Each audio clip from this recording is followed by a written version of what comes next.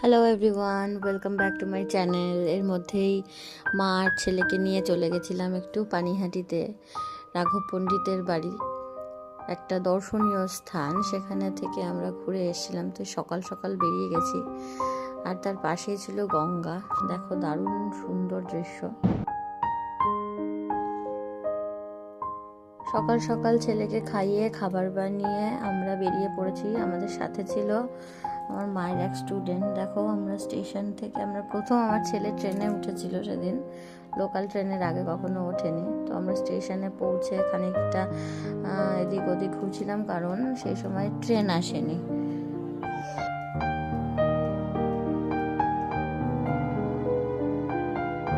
খানিকক্ষণ পর আমাদের ট্রেন চলে আসলো এবং আমরা ট্রেনে উঠে পড়েছি। তো তারপরে ট্রেন থেকে নেমে টোটোতে করে আমরা সোজা চলে গেছি রাঘব পণ্ডিতের বাড়িতে। প্রথমে সেখানে গিয়ে প্রসাদ খেয়েছি, অপূর্ব সেই স্বাদ প্রসাদের। এই যে রাঘব পণ্ডিতের বাড়িতে, দেখো বাইরে থেকেই ভিডিও করেছি, ভেতরটা অ্যালাউড ছিল না ছবি তোলা বা ভিডিও করার জন্য। এই যেটা দেখছো, এটা হচ্ছে রাঘব পণ্ডিতের সমাধিস্থল। যেহেতু বৈষ্ণবদেরকে পোড়ানো হয় না, তাই ওনার বাড়িতে ওনাকে সমাধি দেওয়া হয়েছিল। এই রাঘব পণ্ডিত ছিলেন শ্রী চৈতন্যদেবের অত্যন্ত প্রিয় একজন শিষ্য।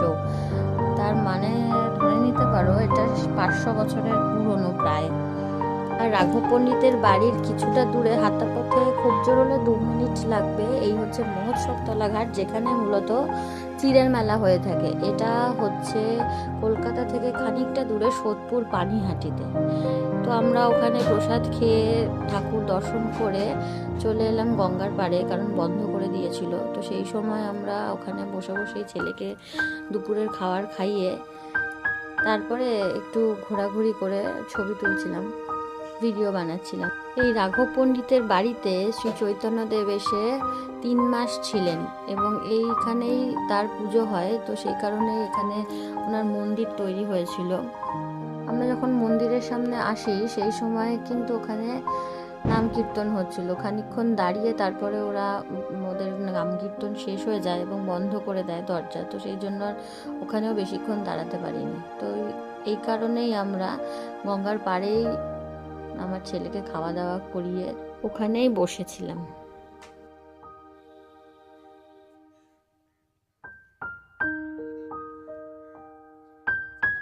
এরপর গঙ্গার পাড় থেকে বেরিয়ে আসতেই দেখি আলুর কাবলি আচার বিক্রি হচ্ছে। ছোটবেলার কথা মনে পড়ে যাচ্ছিল।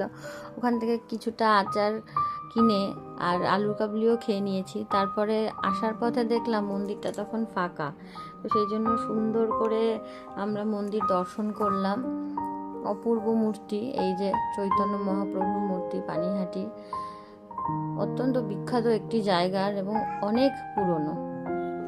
এরপরে আর আমরা বেশিক্ষণ বসিনি, আবার অটো ধরে আমরা স্টেশনে চলে আসি ট্রেনে ওঠার জন্য।